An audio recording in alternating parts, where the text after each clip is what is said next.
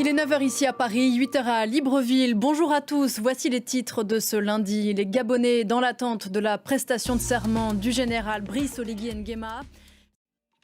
5 jours seulement après le coup d'État qui a renversé Ali Bongo, le nouvel homme fort du Gabon va prêter serment ce lundi matin. Le général Brice Oligui Nguema, 48 ans.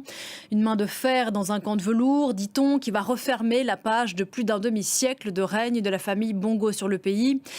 Écoutez, depuis Libreville au Gabon, donc Cyril Payen.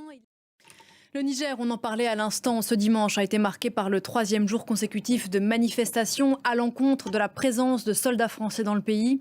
Ils sont environ 1500 au Niger. Manifestations notamment aux abords d'une base militaire de Niamey qui accueille des soldats français. C'est un événement exceptionnel qui vient d'ouvrir ses portes à Nairobi au Kenya, le premier sommet africain pour le climat.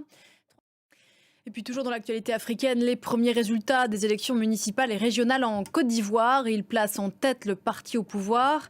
Ces scrutins locaux faisaient office de test politique. L'Ukraine a un nouveau ministre de la Défense ou ne va pas tarder à en avoir un. Volodymyr Zelensky a choisi un successeur à Oleksiy Reznikov. Le profil du successeur du ministre actuel est fort en symbole.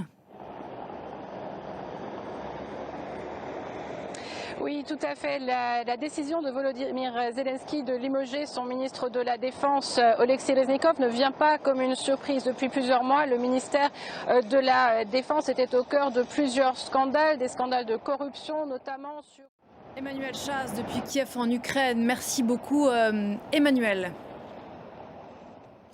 C'est aujourd'hui la rentrée des classes ici en France pour 12 millions d'élèves de la maternelle au lycée. Nouveaux cahiers, nouveaux enseignants.